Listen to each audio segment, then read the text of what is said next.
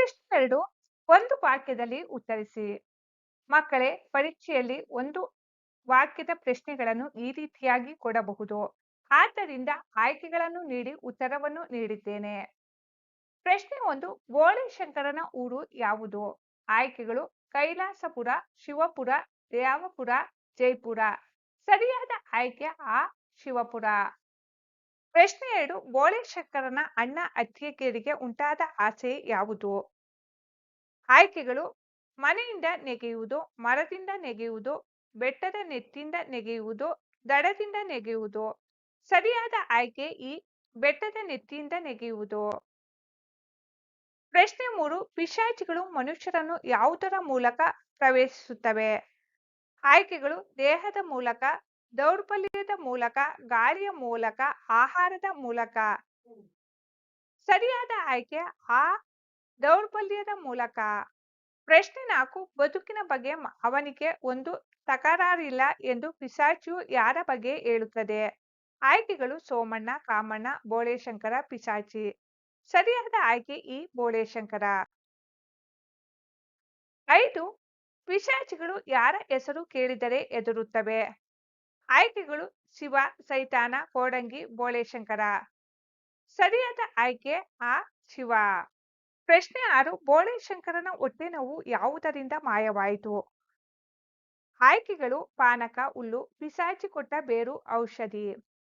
ಸರಿಯಾದ ಉತ್ತರ ಈ ಪಿಶಾಚಿ ಕೊಟ್ಟ ಬೇರು. ಪ್ರಶ್ನೆ 7 ಬೋಳೆಶಂಕರ ಎಲ್ಲಿ ಕುಳಿತು ಊಟ ಮಾಡಬೇಕೆಂದು ಅವನ ಅತ್ತಿಗೆ ಹೇಳುತ್ತಾಳೆ? ಆಯ್ಕೆಗಳು ಕುರಿ ಕೊಟ್ಟಿಗೆ, ದನದ ಕೊಟ್ಟಿಗೆ, ಎಮ್ಮೆ ಕೊಟ್ಟಿಗೆ, ಕುದುರೆ ಲಯ. ಸರಿಯಾದ ಉತ್ತರ ಆ ದನದ ಕೊಟ್ಟಿಗೆ. ಪ್ರಶ್ನೆ 8 ಬೋಳೆಶಂಕರನಿಂದ ಬೇರು ಕಿತ್ತುಕೊಳ್ಳಲು ಪಿಶಾಚಿ ಯಾವ ವೇಷದಲ್ಲಿ ಬರುತ್ತದೆ? ಆಯ್ಕೆಗಳು ಮುದುಕಿಯ ವೇಷ, ರಾಜಕುಮಾರಿ ವೇಷ, ಸೈತಾನನ ವೇಷ, ಹುಲಿ ವೇಷ. ಸರಿಯಾದ ಉತ್ತರ ಆ ಮುದುಕಿಯ ವೇಷ. ಪ್ರಶ್ನೆ 9 ರಾಜಕುಮಾರಿಗೆ ಬಂದ ರೋಗ ಯಾವುದು? ಆಯ್ಕೆಗಳು ತಲೆನೋವು, ಹೊಟ್ಟೆ ನೋವು, ಕಣ್ಣು ನೋವು, ಮೈಕೈ ನೋವು. ಸರಿಯಾದ ಉತ್ತರ ಆ ಹೊಟ್ಟೆ ನೋವು. ಪ್ರಶ್ನೆ 10 ಹುಡುಗಿಯರ ಹಾಡಿಗೆ ಬೋಳೆಶಂಕರ ಬಹುಮಾನವಾಗಿ ಏನನ್ನು ಕೊಡುವನು? ಆಯ್ಕೆಗಳು ಬೆಳ್ಳಿ ನಾಣ್ಯ, ಚಿನ್ನದ ನಾಣ್ಯ, ಹಿತ್ತಾಳೆ ನಾಣ್ಯ, ತಾಮ್ರದ ನಾಣ್ಯ. ಸರಿಯಾದ ಉತ್ತರ ಆ ಚಿನ್ನದ ನಾಣ್ಯ. ಪ್ರಶ್ನೆ 11 ಸೈನಿಕರು ಯಾವುದಕ್ಕೆ ಜಯವಾಗಲಿ ಎಂದು ಹಾಡಿದರು? ಆಯ್ಕೆಗಳು ಕೋವಿಗೆ, ಕತ್ತಿಗೆ, ಕೊಡಲಿಗೆ, ಸುತ್ತಿಗೆ. ಸರಿಯಾದ ಆಯ್ಕೆ ಈ ಕೊಡಲಿಗೆ. ಪ್ರಶ್ನೆ 12 ಕತ್ತಲೆಯ ನಿಜ ಜನಕನು ಯಾರು? ಆಯ್ಕೆಗಳು ಭಗವಂತ, ಸೈತಾನ, ಪಿಶಾಚಿ, ದೆವ್ವ. ಸರಿಯಾದ ಆಯ್ಕೆ ಆ ಸೈತಾನ. ಪ್ರಶ್ನೆ 13 ಅಣ್ಣಂದಿರಿಗೆ ಯಾವ ರೋಗ ಹಿಡಿದಿದೆ ಎಂದು ಬೋಳೆಶಂಕರ ಹೇಳುತ್ತಾನೆ? ಆಯ್ಕೆಗಳು ಅತಿ ಆಸೆಯ ರೋಗ, ದುರಾಸೆಯ ರೋಗ, ಮಾನಸಿಕ ರೋಗ, ಅಧಿಕಾರದ ಆಸೆಯ ರೋಗ. ಸರಿಯಾದ ಉತ್ತರ ಈ ಅಧಿಕಾರದ ಆಸೆಯ ರೋಗ.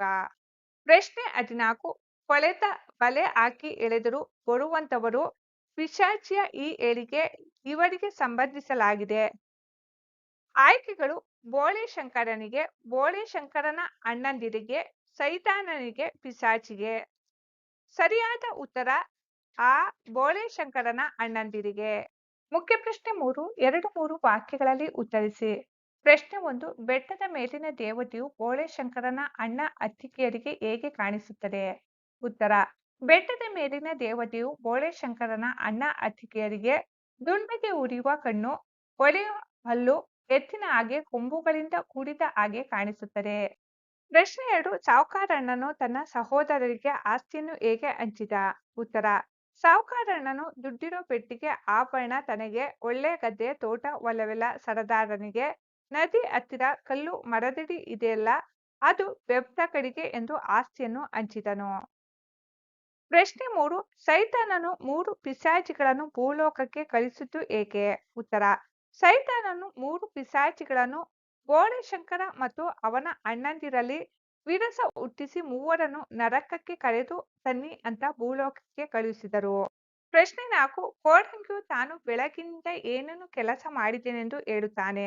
ಉತ್ತರ: ಕೋಡಂಗಿ ತಾನು ಬೆಳಗಿನಿಂದ 18 ರೊಟ್ಟಿ ತಿಂದೆ, 8 ಮುದ್ದೆ ನುಂಗಿದೆ, ಸೊಲಗಿ ಅನ್ನ ಉಂಡೆ, 1 ಗಡಿಗೆ ಅಂಬಲಿ ಕುಡಿದೆ, ಗಡದ್ದಾಗಿ 3 ಗಂಟೆ ನಿದ್ದೆ ಮಾಡಿದೆ ಎಂದು ಹೇಳುತ್ತಾನೆ. ಪ್ರಶ್ನೆ 5: ರಾಜಕುಮಾರಿಯ ಹೊಟ್ಟೆ ನೋವು ವಾಸಿ ಮಾಡಿದವರಿಗೆ ಏನನ್ನು ಬಹುಮಾನ ಕೊಡುವುದಾಗಿ ಡಂಗೂರ ಸಾರಿಸುತ್ತಾರೆ? ಉತ್ತರ: ರಾಜಕುಮಾರಿಯ ಹೊಟ್ಟೆ ನೋವು ವಾಸಿ ಮಾಡಿದವರಿಗೆ ಮೊದಲಿಗೆ ಅರ್ಧ ರಾಜ್ಯ, ನಂತರ ಸಂಪೂರ್ಣ ರಾಜ್ಯ, ಕೊನೆಯದಾಗಿ ಸಂಪೂರ್ಣ ರಾಜ್ಯದ ಜೊತೆಯಲ್ಲಿ ರಾಜಕುಮಾರಿಯನ್ನು ಕೊಟ್ಟು ಮದುವೆ ಮಾಡುವುದಾಗಿ ಡಂಗೂರ ಸಾರಿಸುತ್ತಾರೆ. ಪ್ರಶ್ನೆ 6: ಪಿಶಾಚಿಗಳು ಯಾವುದರಿಂದ ನಾಣ್ಯ ಹಾಗೂ ಸಿಪಾಯಿಗಳನ್ನು ಮಾಡಿಕೊಡುತ್ತವೆ? ಉತ್ತರ: ಪಿಶಾಚಿಗಳು ಧಾನ್ಯದಿಂದ ನಾಣ್ಯ ಹಾಗೂ ಹುಲ್ಲಿನಿಂದ ಸಿಪಾಯಿಗಳನ್ನು ಮಾಡಿಕೊಡುತ್ತವೆ. ಪ್ರಶ್ನೆ 7: ಬೋಳೆಶಂಕರ ಹುಡುಗಿಯರಿಗೆ ಚಿನ್ನ ಕೊಟ್ಟಿದ್ದಕ್ಕೆ ಸಾಹುಕಾರಣ್ಣನು ಏನು ಹೇಳುತ್ತಾನೆ? ಉತ್ತರ: ಬೋಳೆಶಂಕರ ಹುಡುಗಿಯರಿಗೆ ಚಿನ್ನ ಕೊಟ್ಟಿದ್ದಕ್ಕೆ ಸಾಹುಕಾರಣ್ಣನು, ಬೋಳೆಶಂಕರ ಬೋಳೆಶಂಕರ ಎಂಥ ಕೆಲಸ ಮಾಡಿದ್ದೆ, ಬೇಜವಾಬ್ದಾರಿ ಹುಡುಗಿಯರಿಗೆಲ್ಲ ಆಡೋ ಮಕ್ಕಳಿಗೆ ಚಿನ್ನದ ನಾಣ್ಯ ಕೊಟ್ಟಿಯಂತಲ್ಲ, ನನಗೆ ಕೊಡಬಾರದಿತ್ತೆ, ನನಗೆ ತುಸು ಹಣ ಸಿಕ್ಕಿದ್ದರೆ ವ್ಯಾಪಾರ ಮಾಡಿ ಅದು ಪ್ರಪಂಚದ ಮೂಲೆ ಮೂಲೆಯಲ್ಲಿ ಚಿನ್ನದ ಮೂಟೆ ಇಡೋ ಹಾಗೆ ಮಾಡ್ತಿದ್ದೆ ಎಂದು ಹೇಳುತ್ತಾನೆ. ಪ್ರಶ್ನೆ 8: ಸೈತಾನನ ಆಗಮನವನ್ನು ಭಾಗವತ ಹೇಗೆ ತಿಳಿಸಿದ್ದಾನೆ? ಉತ್ತರ: ಸೈತಾನನ ಆಗಮನವನ್ನು ಭಾಗವತರು ಬಂದನೋ ಸೈತಾನ ಬಂದನೋ, ಸರ್ವ ಕೆಡುಕಿನ ಒಡೆಯ ಬಂದನು, ತನ್ನ ಚಿನ್ನದ ಹಲ್ಲು ಸಿರಿವಂತ ಗೌಡಿಸಿ ನಗುತ್ತ ಚಿತ್ತದಲ್ಲಿ ನರಕಗಳ ಸೃಷ್ಟಿಸಿ ಬತ್ತಿಸುತ್ತಲಿ ಜೀವರಸಗಳ ಕತ್ತಲೆಯ ನಿಜ ಜನಕ ಬಂದನೋ ಬೆಳಕ ನೋಡಿಸುವಾತ ಎಂದು ತಿಳಿಸುತ್ತಾರೆ. ಪ್ರಶ್ನೆ 9: ಸೈತಾನನಿಗೆ ಮೊದಲ ಪಂಕ್ತಿಯ ಊಟ ನಿರಾಕರಿಸಿದ್ದು ಏಕೆ? ಉತ್ತರ: ಬೋಳೆಶಂಕರನ ರಾಜ್ಯದಲ್ಲಿ ಯಾರು ಕೆಲಸ ಮಾಡಿ ಕೈ ಜಿಗುಟು ಕಟ್ಟಿಲ್ಲವೋ ಅವರ ಊಟ ಆಮೇಲೆ, ಕೆಲಸ ಮಾಡಿದವರು ಊಟ ಮಾಡಿದ ನಂತರ ಸೋಮಾರಿಗಳ ಊಟ. ಸೈತಾನನ ಕೈ ಕೆಲಸ ಮಾಡಿ ಜಿಗುಟು ಕಟ್ಟಿಲ್ಲದ ಕಾರಣ ಸೈತಾನನಿಗೆ ಮೊದಲ ಪಂಕ್ತಿಯ ಊಟ ನಿರಾಕರಿಸಲಾಗಿತ್ತು. ಪ್ರಶ್ನೆ 10: ಬೋಳೆಶಂಕರ ಏನೆಂದು ಡಂಗೂರ ಸಾರಿಸುತ್ತಾನೆ? ಉತ್ತರ: ನಮ್ಮ ರಾಜ್ಯಕ್ಕೊಬ್ಬ ದೊಡ್ಡ ಮನುಷ್ಯ ಬಂದಿದ್ದಾನೆ, ತಲೆಯಿಂದ ಕೆಲಸ ಮಾಡೋದನ್ನ ಕಲಿಸಿಕೊಡುತ್ತಾನೆ, ಜನ ಎಲ್ಲರೂ ಊರಾಚೆ ಎತ್ತರವಾದ ಗೋಪುರ ಇದೆಯಲ್ಲ ಅಲ್ಲಿ ಸೇರಬೇಕೆಂದು ಬೋಳೆಶಂಕರ ಡಂಗೂರ ಸಾರಿಸುತ್ತಾನೆ. ಪ್ರಶ್ನೆ 5: 5-6 ವಾಕ್ಯಗಳಲ್ಲಿ ಉತ್ತರಿಸಿ. ಪ್ರಶ್ನೆ 1: ಬೋಳೆಶಂಕರ ಮತ್ತು ಅವನ ಅಣ್ಣಂದಿರನ್ನು ಭಾಗವತರು ಹೇಗೆ ಪರಿಚಯಿಸುತ್ತಾರೆ? ಉತ್ತರ: ಭಾಗವತರು ಶಿವಪುರದ 3 ಅಣ್ಣ ತಮ್ಮಂದಿರನ್ನು ಪರಿಚಯಿಸುತ್ತಾ, ದೊಡ್ಡವನು ಸರದಾರ ಸೋಮಣ್ಣ, ಆಳೋದಕ್ಕೆ ಹುಟ್ಟಿದವನು, ಕುರಿ ಕೋಳಿ ಕೊಂದವನು, ಅವು ಸಿಗದಿದ್ದರೆ ಮತ್ತು ಸಾಧ್ಯವಾದರೆ ಮನುಷ್ಯರನ್ನು ಕೊಲ್ಲಬಲ್ಲವನು, ಎರಡನೆಯವನು ಸಾವುಕಾರ ಕಾಮಣ್ಣ, ಹೊಟ್ಟೆ ಮಜಬೂತಣ್ಣ, ಅದಕ್ಕೆ ಅವನ ಉರ್ಫ್ನಾಮ ಡುಬ್ಬಣ್ಣ, ಎಣಿಸೋದ್ರಲ್ಲಿ ಜಾಣ, ಯಾರ್ಯಾರ ಜಮೀನು ಎಷ್ಟೆಕರೆ ಐತಣ್ಣ ಅಂದರೆ ತಕ್ಷಣ ಅಂಕಿ ಸಂಖ್ಯೆಗಳ ಸಮೇತ ಹೇಳುವಾತ, ಇನ್ನು ಮೂರನೆಯವನು ವೆಪ್ತಕಡಿ ಬೋಳೆಶಂಕರ, ಈತನಿಗೆ ಮಳೆ ಬೆಳೆಗಳೇ ಪ್ರಪಂಚವಾಗಿದ್ದು ಒಂದು ನೊಣಕ್ಕೂ ನೋಯಿಸದ ಪ್ರಕೃತಿ ಪ್ರೇಮಿಯಾಗಿದ್ದನು. ಈತನು ಮಳೆ ಬರುವುದನ್ನು ಮುಂಚಿತವಾಗಿಯೇ ಊಹಿಸುತ್ತಿದ್ದನು ಮತ್ತು ಹಕ್ಕಿಗಳ ಹಾಡಿನ ಅರ್ಥ ಹೇಳಬಲ್ಲವನಾಗಿದ್ದನು. ಆದರೆ ಈತನಿಗೆ ಕೈಬೆರಳುಗಳ ಸಹಾಯವಿಲ್ಲದೆ ಎಣಿಸಲು ಬರುತ್ತಿರಲಿಲ್ಲ. ಹೀಗೆ ಭಾಗವತರು ಸೋಮಣ್ಣನ ಅಧಿಕಾರದ ಆಸೆ, ಕಾಮಣ್ಣನ ಧನದಾಸೆ ಹಾಗೂ ಬೋಳೆಶಂಕರನ ಮುಗ್ಧ ಕಾಯಕ ನಿಷ್ಠೆಯನ್ನು ಪರಿಚಯಿಸುತ್ತಾರೆ. ಪ್ರಶ್ನೆ 2: ಬೋಳೆಶಂಕರನ ಅಣ್ಣಂದಿರೇ ವಾಸಿ ಎಂದು ಪಿಶಾಚಿ ಹೇಳಲು ಕಾರಣವೇನು? ಉತ್ತರ: ಸೈತಾನನು ಬೋಳೆಶಂಕರ ಮತ್ತು ಅವನ ಅಣ್ಣಂದಿರಲ್ಲಿ ವಿರಸ ಹುಟ್ಟಿಸಲು 3 ಪಿಶಾಚಿಗಳನ್ನು ಕಳುಹಿಸುತ್ತಾನೆ. ಅಣ್ಣಂದಿರು ಅತಿಯಾಸೆ ಉಳ್ಳವರಾಗಿದ್ದು ಪಿಶಾಚಿಗಳ ಪ್ರಚೋದನೆಗೆ ಸುಲಭವಾಗಿ ವಶವಾಗಿ ಬೆಟ್ಟದ ತುದಿಯಿಂದ ಧುಮುಕಲು ಸಹ ಸಿದ್ಧರಾಗುತ್ತಿದ್ದರು. ಆದರೆ ಬೋಳೆಶಂಕರನು ಅತ್ಯಂತ ನೆಮ್ಮದಿ ಹಾಗೂ ಸರಳ ಸ್ವಭಾವದವನಾಗಿದ್ದು ಪಿಶಾಚಿಯ ಯಾವ ಕುತಂತ್ರಕ್ಕೂ ಬಗ್ಗಲಿಲ್ಲ. ಆಸ್ತಿ ಹಂಚುವಾಗ ಅಣ್ಣಂದಿರು ಹೇಳಿದ್ದನ್ನೆಲ್ಲ ಬೋಳೆಶಂಕರನು ಉದಾರವಾಗಿ ಬಿಟ್ಟುಬಿಡುತ್ತಾನೆ ಹಾಗೂ ಮಾತಿಗೊಮ್ಮೆ ಶಿವನ ಹೆಸರು ಸ್ಮರಿಸುತ್ತಿದ್ದನು. ಈತನ ಕಾಯಕ ನಿಷ್ಠೆ ಮತ್ತು ಶುದ್ಧ ಮನಸ್ಸಿನಿಂದಾಗಿ ಪಿಶಾಚಿಗೆ ಈತನನ್ನು ದುರ್ಮಾರ್ಗಕ್ಕೆ ತಳ್ಳಲು ಸಾಧ್ಯವಾಗದೆ ಸೋಲೊಪ್ಪಿಕೊಳ್ಳುತ್ತದೆ. ಆದ್ದರಿಂದ ಬೋಳೆಶಂಕರನಿಗಿಂತ ಆಸೆಗೆ ಬೇಗ ಬಲಿಯಾಗುವ ಅವನ ಅಣ್ಣಂದಿರೇ ವಾಸಿ ಎಂದು ಪಿಶಾಚಿ ಹೇಳುತ್ತದೆ. ಪ್ರಶ್ನೆ 3: ಬೋಳೆಶಂಕರನು ನಾಣ್ಯ ಹಾಗೂ ಸೈನಿಕರನ್ನು ಪಡೆದ ಪ್ರಸಂಗವನ್ನು ವಿವರಿಸಿ. ಉತ್ತರ: ರಾಜಕುಮಾರಿಯ ಹೊಟ್ಟೆ ನೋವು ವಾಸಿ ಮಾಡಲು ಬೋಳೆಶಂಕರನು ಹೊರಟಾಗ ಎರಡನೇ ಪಿಶಾಚಿಯು ಮುದುಕಿಯ ವೇಷದಲ್ಲಿ ಬಂದು ತನಗೆ ಹೊಟ್ಟೆ ನೋವು ಎಂದು ಅಳುತ್ತದೆ.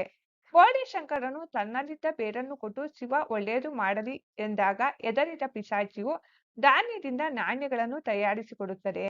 ನಂತರ ಅರಮನೆಗೆ ಹೋದ ಬೋಳೆಶಂಕರನು ರಾಜಕುಮಾರಿಗೆ ಬೇರನ್ನು ನೀಡಿ ಮತ್ತೆ ಶಿವ ಒಳ್ಳೆಯದು ಮಾಡಲಿ ಎಂದಾಗ ಹಾಸಿಗೆ ಕೆಳಗಿದ್ದ ಮೂರನೇ ಪಿಶಾಚಿಯು ನಡುಗುತ್ತಾ ಹೊರಬರುತ್ತದೆ. ಆ ಪಿಶಾಚಿಯನ್ನು ಬೋಳೆಶಂಕರನು ಹೊಡೆಯಲು ಹೋದಾಗ ಅದು ಪ್ರಾಣ ಭಯದಿಂದ ಒಣ ಹುಲ್ಲಿನ ಎಸಳುಗಳಿಂದ ಸೈನಿಕರನ್ನು ತಯಾರಿಸಿಕೊಳ್ಳುತ್ತದೆ. ಹೀಗೆ ಬೋಳೆಶಂಕರನು ತನ್ನ ಧರ್ಮ ಹಾಗೂ ಶಿವನ ಹೆಸರಿನ ಬಲದಿಂದ ಪಿಶಾಚಿಗಳಿಂದ ನಾಣ್ಯ ಹಾಗೂ ಸೈನಿಕರನ್ನು ಪಡೆಯುತ್ತಾನೆ. ಪ್ರಶ್ನೆ 4. ರಾಜಕುಮಾರಿಯ ಹೊಟ್ಟೆನೋವು ಪ್ರಸಂಗದಿಂದ ಬೋಳೆಶಂಕರ ರಾಜನಾದ ಕಥೆಯನ್ನು ತಿಳಿಸಿ. ಉತ್ತರ: ರಾಜಕುಮಾರಿಗೆ ಹಿಡಿದಿದ್ದ ತೀವ್ರ ಹೊಟ್ಟೆನೋವನ್ನು ವಾಸಿ ಮಾಡಿದವರಿಗೆ ಅರ್ಧ ರಾಜ್ಯ ಮತ್ತು ರಾಜಕುಮಾರಿಯನ್ನು ಕೊಟ್ಟು ಮದುವೆ ಮಾಡುವುದಾಗಿ ರಾಜನು ಸಾರಿಸುತ್ತಾನೆ. ಬೋಳಿಶಂಕರನು ತನ್ನಲ್ಲಿದ್ದ ದಿವ್ಯ ಬೇರಿನಿಂದ ರಾಜಕುಮಾರಿಯ ನೋವನ್ನು ವಾಸಿ ಮಾಡಲು ಅರಮನೆಗೆ ಬರುತ್ತಾನೆ. ರಾಜಕುಮಾರಿಗೆ ಬೇರನ್ನು ನೀಡುತ್ತಾ ಅದನ್ನು ಬಾಯಲ್ಲಿಟ್ಟು ಜಿಗಿದು ನುಂಗಿದರೆ ಶಿವ ಒಳ್ಳೆಯದು ಮಾಡುತ್ತಾನೆಂದು ಆತನು ಹೇಳುತ್ತಾನೆ. ಶಿವನ ಹೆಸರು ಕೇಳಿ ರಾಜಕುಮಾರಿಯ ಹಾಸಿಗೆ ಕೆಳಗಿದ್ದ ಪಿಶಾಚಿ ನಡುಗುತ್ತಾ ಹೊರಬರುತ್ತದೆ. ಶಿವನ ಹೆಸರಿಗೆ ಹೆದರಿ ರಾಜಕುಮಾರಿಗೆ ಹಿಡಿದಿದ್ದ ಪಿಶಾಚಿ ಓಡಿ ಹೋಗುತ್ತದೆ. ಇದರಿಂದ ರಾಜಕುಮಾರಿಯ ಹೊಟ್ಟೆ ನೋವು ತಕ್ಷಣವೇ ವಾಸಿಯಾಗುತ್ತದೆ. ರಾಜನು ತನ್ನ ಮಾತಿನಂತೆ ಬೋಳೆಶಂಕರನಿಗೆ ರಾಜಕುಮಾರಿಯನ್ನು ಕೊಟ್ಟು ಮದುವೆ ಮಾಡಿ ತನ್ನ ರಾಜ್ಯದ ನೂತನ ರಾಜನನ್ನಾಗಿ ಘೋಷಿಸುತ್ತಾನೆ.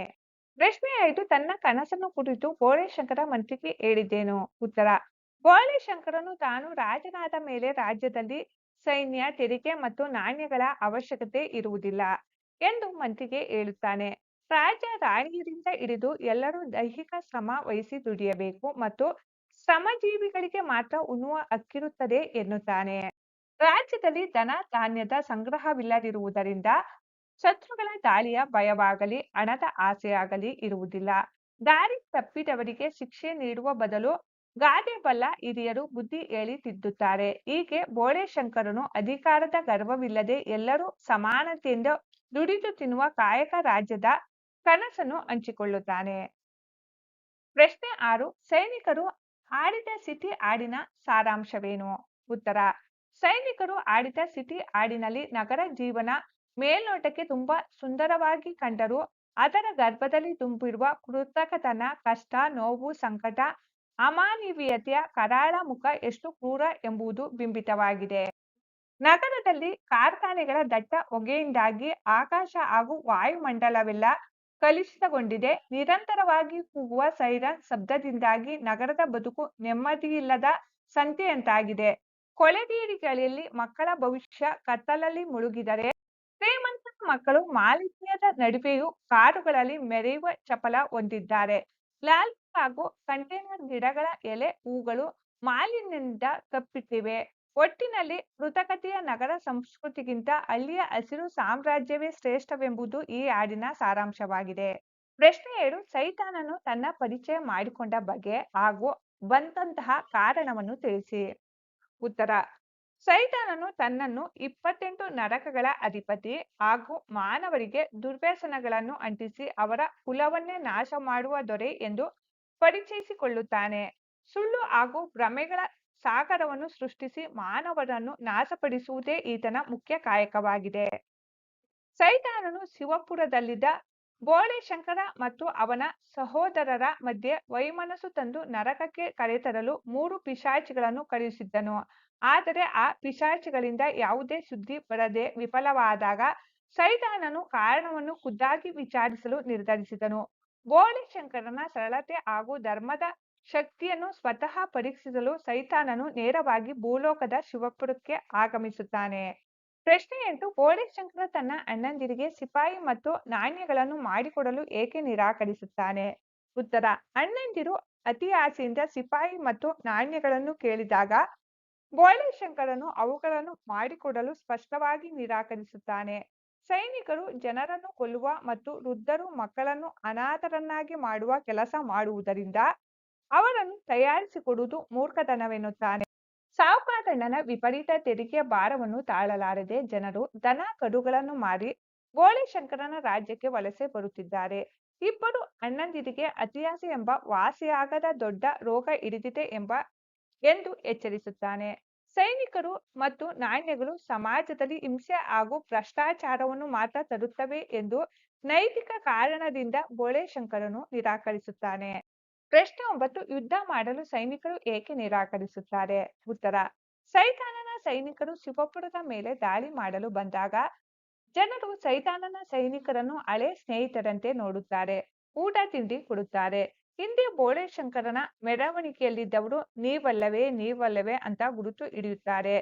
ಸೈನಿಕರು ಜಗಳದ ಭಾಷೆ ಮಾತನಾಡಿದರೆ ಜನರು ಸ್ನೇಹದ ಭಾಷೆ ಆಡುತ್ತಾರೆ. ಇರುವೆಗಾದರೂ ಸಿಟ್ಟಿರಬಹುದು, ಈ ಜನಗಳಲ್ಲಿಲ್ಲ. ಏನು ಕೇಳಿದರೂ ಅವರಿಗೆ ಕೊಡುತ್ತಾರೆ. ನಿರ್ಲಕ್ಷ್ಯದಿಂದ ಏನನ್ನಾದರೂ ಹಾಳು ಮಾಡಿದರೆ ಒಳ್ಳೆಯ ವಸ್ತುಗಳ ಹಾಳು ಮಾಡುತ್ತೀರಿ, ನೀವೇ ತೆಗೆದುಕೊಂಡು ಹೋಗಿ ಎನ್ನುತ್ತಾರೆ. ನಿಮ್ಮ ಸ್ವಂತ ದೇಶದಲ್ಲಿ ಜೀವನ ನಡೆಸುವುದು ಕಷ್ಟವಾಗಿದ್ದರೆ ನಮ್ಮ ಜೊತೆಯಲ್ಲಿ ಇದ್ದು ಬಿಡಿ ಅನ್ನುತ್ತಾರೆ. ಇಂಥವರ ಜೊತೆ ಯುದ್ಧ ಮಾಡುವುದು ಸಾಧ್ಯವಿಲ್ಲ ಎಂದು ಸೈನಿಕರು ನಿರಾಕರಿಸುತ್ತಾರೆ. ಪ್ರಶ್ನೆ 10, ಸೈನಿಕರು ಏನೇನನ್ನು ನಾಶ ಮಾಡಿದರು ಎಂದು ಶಿವಪುರದ ಜನರು ಹೇಳುತ್ತಾರೆ? ಉತ್ತರ: ಬೋಳೆಶಂಕರನ ಅಣ್ಣನ ಸೈನಿಕರು ಶಿವಪುರದ ಜನರ ಮನೆಗಳಿಗೆ ಬೆಂಕಿ ಇಟ್ಟು ಧ್ವಂಸಗೊಳಿಸಲು ಪ್ರಾರಂಭಿಸಿದರು. ಜನರು ನಿಮಗೆ ಬೇಕಾದುದನ್ನು ತೆಗೆದುಕೊಂಡು ಹೋಗಿ ಎಂದು ವಿನಂತಿಸಿದ್ದರೂ ಕೇಳದ ಸೈನಿಕರು ದನ ಕರುಗಳನ್ನು ಕೊಂದು ಚೆಲ್ಲಿದರು.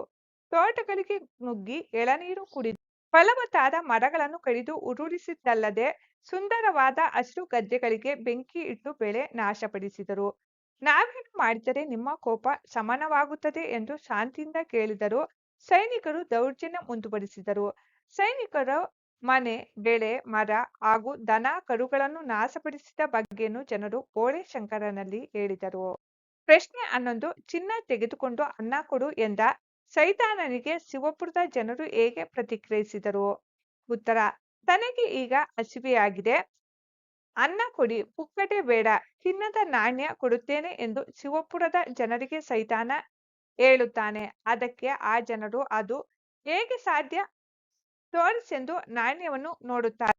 ತನ್ನ ಮನೆಯಲ್ಲಿ ಮಕ್ಕಳು ಆಡಿಬಿಟ್ಟ ನಾಣ್ಯಗಳೇ ಬೊಗಸೆ ತುಂಬ ಇವೆ, ಮತ್ತೆ ಇವುಗಳನ್ನು ತೆಗೆದುಕೊಂಡು ಏನು ಮಾಡಲಿ ಎಂದು ಒಬ್ಬ ಕೇಳಿದರೆ ಮತ್ತೊಬ್ಬನು, ನಾಣ್ಯಗಳನ್ನು ಇಟ್ಟುಕೊಂಡು ಆಡೋಕೆ ತನಗೆ ಸಣ್ಣ ಮಕ್ಕಳೇ ಇಲ್ಲ, ನನ್ನ ಹತ್ತಿರ ಆಗಲೇ ಇಂಥ ನಾಣ್ಯಗಳು 3 ಎಂದ.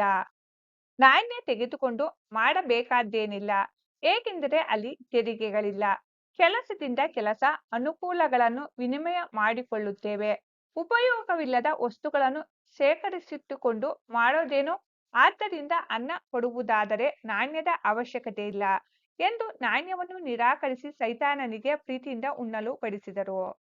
ಪ್ರಶ್ನೆ 12, ತಲೆಯಿಂದ ಕೆಲಸ ಮಾಡಬೇಕೆಂಬ ಸೈತಾನನ ಭಾಷಣದ ಸಾರಾಂಶವನ್ನು ವಿವರಿಸಿ. ಉತ್ತರ: ಸೈತಾನನು ಗೋಪುರವನ್ನು ಏರಿ ಜನರಿಗೆ ತಲೆಯಿಂದ ಕೆಲಸ ಮಾಡುವುದು ಹೇಗೆಂದು ಭಾಷಣ ಮಾಡುತ್ತಾ ದೈಹಿಕ ಶ್ರಮ ವಹಿಸುವುದು ಆದಿಮ ಪದ್ಧತಿ ಎಂದು ಪ್ರತಿಪಾದಿಸುತ್ತಾನೆ. ತಲೆಯನ್ನು ಉಪಯೋಗಿಸಿ ನಾಣ್ಯಗಳನ್ನು ಜಾರಿಗೆ ತಂದರೆ ಸಾವಿರಾರು ಜನರ ಶ್ರಮವನ್ನು ಬೆರಳೆಣಿಕೆಯಷ್ಟು ನಾಣ್ಯಗಳಿಂದ ನಿಯಂತ್ರಿಸಬಹುದು ಎನ್ನುತ್ತಾನೆ. ಸುಖಗಳನ್ನು ಅನುಭವಿಸುವ ನಗರಗಳನ್ನು ನಿರ್ಮಿಸಿ ಮಾನವನ ಆಸೆಗಳನ್ನು ಹೆಚ್ಚಿಸುವುದೇ ನಿಜವಾದ ನಾಗರಿಕತೆಯ ಸಂಕೇತವೆಂದು ಆಸೆ ತೋರಿಸುತ್ತಾನೆ. ತಲೆಯ ಉಪಕರಣಗಳನ್ನು ಬಳಸಿ ಪ್ರಪಂಚವನ್ನು ನಿಯಂತ್ರಿಸಬಹುದು ಅಥವಾ ನಾಶಪಡಿಸಬಹುದು ಎನ್ನುತ್ತಾನೆ. ಸೈತಾನನ ಈ ಭಾಷಣವು ಮಾನವನ ಶ್ರಮವನ್ನು ದೋಚುವ ಆಧುನಿಕತೆಯ ಕುತಂತ್ರಗಳನ್ನು ಸ್ವಾರಸ್ಯಕರವಾಗಿ ವರ್ಣಿಸುತ್ತದೆ. ಪ್ರಶ್ನೆ 13, ಶ್ರಮಜೀವನ ಹಾಗೂ ಸರಳ ಬದುಕನ್ನು ರೂಢಿಸಿಕೊಳ್ಳುವವರಿಗೆ ಪಿಶಾಚಿಗಳು ಏನು ಮಾಡಲಾರವು ಎಂಬುದು ನಾಟಕದಲ್ಲಿ ಹೇಗೆ ಮೂಡಿಬಂದಿದೆ? ಉತ್ತರ: ಬೋಳೆಶಂಕರನಿಗೆ ಹೊಲದಲ್ಲಿ ಮೈಮುರಿದು ಕಾಯಕ ಮಾಡುವುದು ಮತ್ತು ಪ್ರಕೃತಿಯನ್ನು ಪ್ರೀತಿಸುವುದೇ ಜೀವನಾಧಾರವಾಗಿತ್ತು. ಅವನ ಮನಸ್ಸು ಶುದ್ಧವಾಗಿದ್ದುದರಿಂದ ಸೈತಾನ ಕಳುಹಿಸಿದ ಪಿಶಾಚಿಗಳು ಅಥವಾ ಆಸ್ತಿ ಕಸಿದುಕೊಂಡ ಅಣ್ಣಂದಿರು ಅವನನ್ನು ಅಧರ್ಮದತ್ತ ಸೆಳೆಯಲು ವಿಫಲವಾದರು. ರಾಜಪದವಿ ಸಿಕ್ಕಾಗಲೂ ಅವನು ಅಹಂಕಾರ ಪಡದೆ ಪ್ರತಿಯೊಬ್ಬರೂ ದುಡಿದು ಉಣ್ಣಬೇಕು ಎಂಬ ಕಾಯಕ ನಿಯಮ ರೂಪಿಸಿದನು. ದುರಾಶೆ ಇದ್ದವರನ್ನು ಮಾತ್ರ ಪಿಶಾಚಿಗಳು ವಶಪಡಿಸಿಕೊಳ್ಳಬಲ್ಲವು. ಆದರೆ ಬೋಳೆಶಂಕರನ ನಿರಾಸೆ, ಕಾಯಕನಿಷ್ಠೆ ಮತ್ತು ಅಹಿಂಸೆಯ ಮುಂದೆ ಸೈತಾನನ ಬಲ ಸಂಪೂರ್ಣ ಕುಸಿಯಿತು. ಹೀಗೆ ಸತ್ಯ ಹಾಗೂ ಶ್ರಮದ ಬದುಕನ್ನು ನಡೆಸುವವರನ್ನು ದುಷ್ಟ ಶಕ್ತಿಗಳು ಅಂದರೆ ಪಿಶಾಚಿಗಳು ಏನು ಮಾಡಲಾರವು ಎಂಬ ಮಹತ್ವದ ಸಂದೇಶ ವ್ಯಕ್ತವಾಗಿದೆ. ಪ್ರಶ್ನೆ 14, ಹಸಿರೇ ಉಸಿರು ಎಂಬುದನ್ನು ಬೋಳೆಶಂಕರನ ಪಾತ್ರದ ಮೂಲಕ ನಾಟಕಕಾರರು ಹೇಗೆ ಸ್ಪಷ್ಟಪಡಿಸಿದ್ದಾರೆ ವಿಮರ್ಶಿಸಿ. ಉತ್ತರ: ನಾಟಕಕಾರರಾದ ಡಾಕ್ಟರ್ ಚಂದ್ರಶೇಖರ ಕಂಬಾರರು ಬೋಳೆ ಶಂಕರನ ಪಾತ್ರದ ಮೂಲಕ ಹಸಿರೇ ಉಸಿರು ಎಂಬ ಮಹತ್ವದ ತತ್ವವನ್ನು ಮಂಡಿಸಿದ್ದಾರೆ. ಬೋಳೆ ಶಂಕರನಿಗೆ ಕಾಡು, ನದಿ, ಮಣ್ಣು ಮತ್ತು ಭೂಮಿಯೇ ದೈವ ಸ್ವರೂಪವಾಗಿದ್ದವು. ಹಸಿರನ್ನು ಪ್ರೀತಿಸಲು ತೆರೆದರೆ ಸಾಕು, ಅದು ಹೃದಯದ ಕೊಳೆಯನ್ನು ತೊಳೆದು ಪರಿಶುದ್ಧಗೊಳಿಸುತ್ತದೆ ಎಂಬುದು ಅವನ ನಂಬಿಕೆಯಾಗಿತ್ತು. ತಾನು ಹಸಿರು ಸಾಮ್ರಾಜ್ಯದ ಪ್ರಜೆ ಎಂದು ಹೇಳಿಕೊಳ್ಳುವ ಈತನು ಜಯ ಜಯ ಶಿವಪುರಿಗೆ, ಹಸಿರೂರಿನ ತವರೂರಿಗೆ ಎಂದು ಹಾಡುತ್ತಾನೆ. ಶ್ರಮಪಟ್ಟು ಭೂಮಿಯಲ್ಲಿ ದುಡಿದಷ್ಟು ಹಸಿರು ತೆನೆಯಾಡುತ್ತದೆ ಹಾಗೂ ಅದೇ ಮನುಕುಲಕ್ಕೆ ನಿಜವಾದ ಜೀವಾಧಾರಕ ಎಂದು ತೋರಿಸಿಕೊಡುವ ಮೂಲಕ ನಾಟಕಕಾರರು ಹಸಿರೇ ನಿಜವಾದ ಉಸಿರು ಎಂಬುದನ್ನು ಸ್ಪಷ್ಟಪಡಿಸಿದ್ದಾರೆ.